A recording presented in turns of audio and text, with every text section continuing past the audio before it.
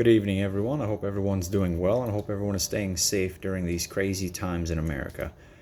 Well, to begin, my previous public speaking skills would have to be from my Airman Leadership School throughout the U.S. Air Force. It was a 6 weeks course, and we had to do a couple of speeches in there. One of them had to do with if we were talking to a bunch of high schoolers. We used the audience in the room as kind of like our stand-in high school students, and it was us trying to recruit them into the Air Force.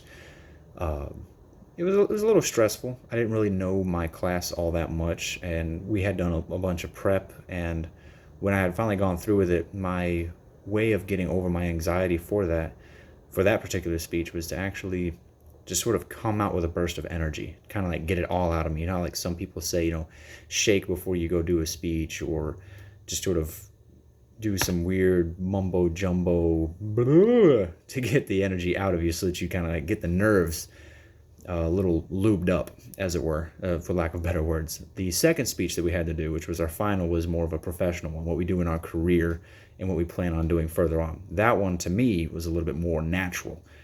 I could describe everything that I do because I take pride in what I do, and I feel like I know quite a bit.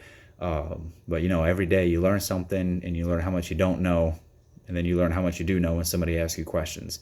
So it was pretty nice. If I were to describe my experience as versus presenting in person in front of a live audience versus using 21st century mediums, in front of a live audience is the way that I've usually done things, whether it be a class presentation throughout high school, or, like I said, my big speeches in ALS. Those were the only ones I've ever really done. I've never done any speech across any other kind of medium. The way that I would typically approach preparing for it is kind of like what I said. I would sort of shake it out of me, make myself a little bit more comfortable. But as far as the speech contest itself, or context itself, my bad, is I would do as much research as I possibly could on the topic.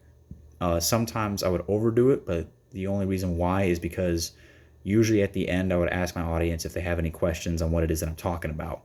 And if they do, I hope that I have enough research to answer all their questions. That leads me into my level of public speaking anxiety. I actually have a whole lot of it. I'll begin to sweat profusely, and I get real nervous, sometimes a little pale. Especially with more people there are, the more I sort of freak out. The smaller the audience, the more comfortable I am, especially if I'm already familiar with them, just like my ALS class. Towards that final, I was way more comfortable with everybody. I had already had plenty of conversations with them. We went over our topics. We did all our research together. And for the most part, I could speak in front of all of them. But a lot of times when I'm talking to people, I get really nervous because where my anxiety stems from is maybe I haven't done enough of that research. What if they ask me a question and I don't know the answer? To me, I made myself look like a fool. I'm not actually the professional that I think I am. 9 times out of 10, though, that's not the case, but I still cannot get over that fear. But for some odd reason, I keep getting that anxiety, and I really don't know what to do about that.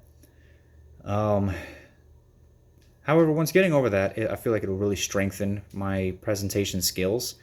And I feel like that would 110% help me in my future in education and in my career.